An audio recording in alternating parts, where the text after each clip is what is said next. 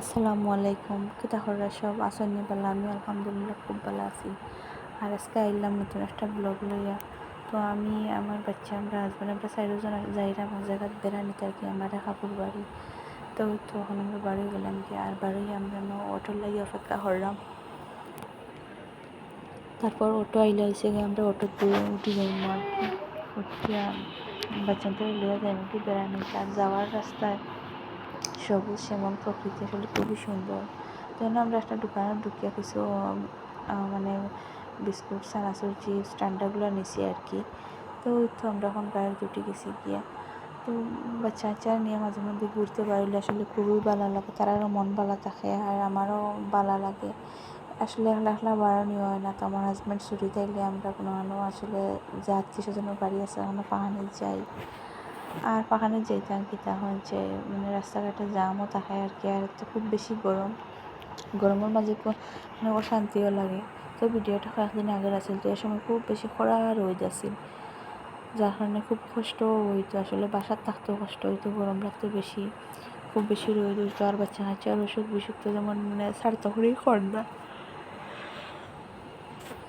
তো আমরা দেখতে দেখতে আসলে বহুত জায়গা যাইলাম গিয়া। আর আমার অটো টুটা খুব বেশি ভালো লাগে। আর আমার বাচ্চাদের ওটা খুব বেশি এনজয় করে, তারা লাফালাফি করে, গল্প করে, আর গাড়িয়ে নাচে, গাড়ি তা করে এখানে আরও কত যা খবর।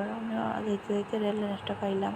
তো রেল লাইনও পার হয়েছে আর কি। তো গাড়ি একটু যারা খায় ব্রেক নেয়, তো তারা দুজন এখন গাড়িয়ে নাচে কি তার লাগে। তো বাচ্চা মানুষ তারা তো মনে করেন গাড়িয়ে নাচে, রাস্তা যে বাঙ্গাইটা তো আর বুঝেন না। তো এটা হয়েছে কি আমরা এলাকার একটা লোকাল রাস্তা আর কি। আর আমরা যাইতে যাইতে গ্রামের ভিতরে রাস্তায় ঢুকে গেলাম, যেন যাইতাম আমরা আপুর বাড়ি। আর কোনোখানে গেলে আমার ভিডিও করতে ভালো লাগে না, একটু লজ্জা লজ্জা লাগে আর কি। তো তেমন একটা ভিডিও করাও হয় না।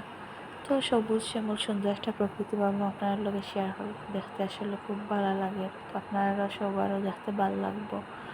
আর হঠাৎ বললে একটু ভালো লাগে কিতা যে একটু বাতাস লাগে বেশি, কিন্তু আমার খালি ডর করে মাইকে কোন সময় জানি উল্টে যায়।